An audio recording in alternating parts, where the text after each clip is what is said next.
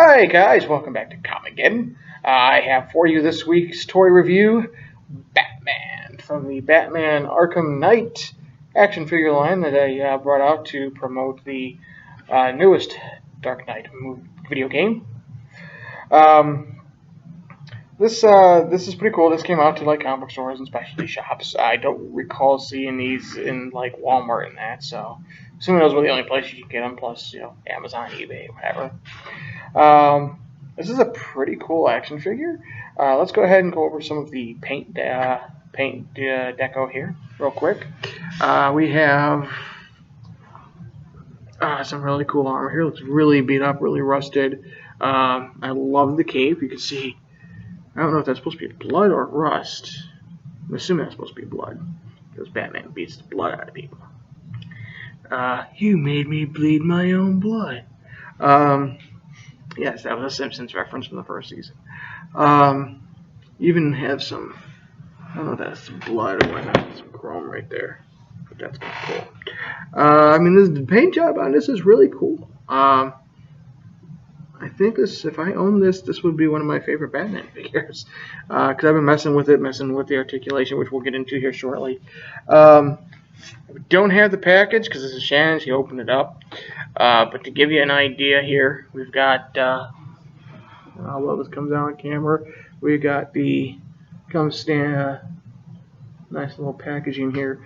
You could see, looks like you see it in the front here.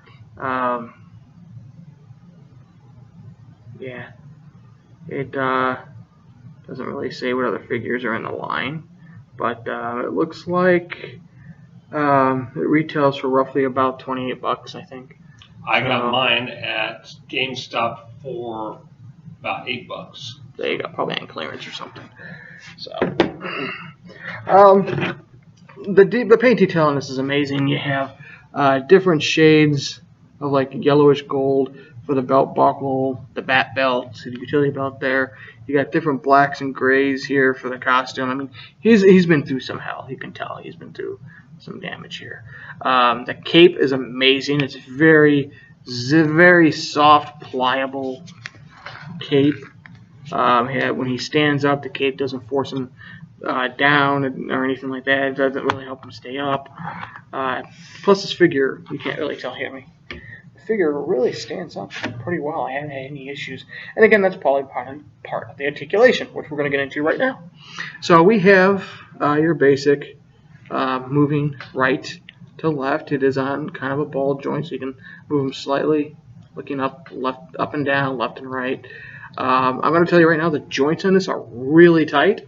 The arms move up and down. Some move out a little bit. They're a little hindered because of the elbow pads here, which are kind of soft, so they don't hit him too much, but you can get his arms out there pretty good. They do have double elbow joints, and you can hear, I don't know if you can hear how well it comes. Where's the mic on this thing down here? You can hear the joints on the elbow. And it's like that with the knees. I'll show you. Here, the knees are also double jointed, and it's very. Oh, look at that. That was so kind of like on a ratchet joint. It's pretty cool. He does bend at the torso, and again, very hard. Also ratchety. So, I mean, you can get a lot of posability out of this guy. He also moves at the waist. Again, very difficult, very hard, so be careful. It doesn't seem like it's going to break or anything. The joints are just really tight, which makes for great posability. We have no swivel at the thighs or legs, but the legs do move out, and they do bend forward, and not so much backward because the back butt's in the way. I mentioned the double knee joints. We've got swivel here at the ankles, as well as movable ankle joints here. Again, pretty tight. Have no problem standing this guy up. And I don't think I'm missing much as far as articulation go. Oh, I am. Sorry. I mentioned his arms. His wrists also turn, and they are also jointed here. They swivel like so. The other one does the same. So now this guy. Now there's one thing I do want to point out with this guy here. I've had paint chipping off as I'm messing with him. I want to point that out specifically because, and you can see some of his silver here on his wrist is coming off as I'm messing with it. So that's something to kind of keep in mind. Sorry. So also, this guy wouldn't be Batman if he didn't come with some accessories. And the accessories are kind of cool. He comes with 3 accessories. First off, we have his grappling gun, which, as you note, is in 2-toned paint. We got this paint here, on the side of the middle, which is kind of cool. And this is made mostly for his left hand. And he comes with this cool little batarang here, which again is 2-toned paint. We have a little silver here, which really comes out on camera, not so much in person. And it's black there. So, and this fits in either hand. Speaking of hand, his 3rd accessory is an extra hand, which, as you note, is also on a joint here. This hand is made for holding his battery. The right hand also has this hand here, so you can make him hold the batarang in that hand. As long as you're not moving around too much, he does hold it fairly well. Where'd that fly to? Under your butt. You want to grab it? No. You sure? Yeah. You're gonna watch this when we get done, aren't you? That was a neat And trick. it just fell on the floor. That was a neat trick. I think it was stuck in your underwear. That doesn't smell like crap, so we're good. That was a neat trick. Couldn't do that again if I tried. So as you can tell, if you're going to pose him with the batarang, don't have it in his hand, because he'll actually fling it up your ass. Literally. His other hand, however, holds on to his grappling hook a lot better. It actually has 2 holes here. You can tell that his hands are supposed to go into, and there we go. They just grip in like that. And you hold the grappling hook, and you get some really good posability out of this guy. You really, really can. There we go.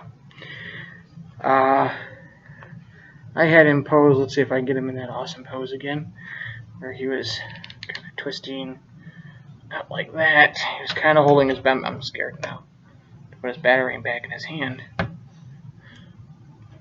If it goes down your underwear, you can keep it. I'm done. There we go. It can. There we go. I kind of like that pose. Let's see if I can get him to stay that right now.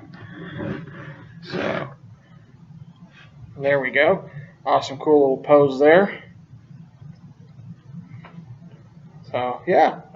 This figure is already out in stores. It's been out in stores for quite a while, I'd imagine. Shannon said he got it at GameStop for like $8. I will note the legs seem to be a little bit too long for the figure. But we think it's because it's a double knee joint. Yeah, double knee joints. We're taking that out of his hand.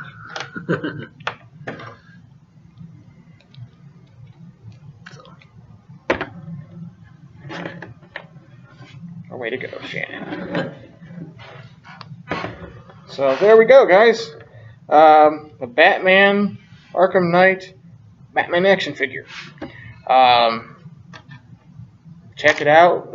Check out your local store. Toys R Us may even have this. I'm sure you can find them on eBay or Amazon. Pretty cool figure. So, what would you rate it? What would I rate it? I give it an 8. 8.5.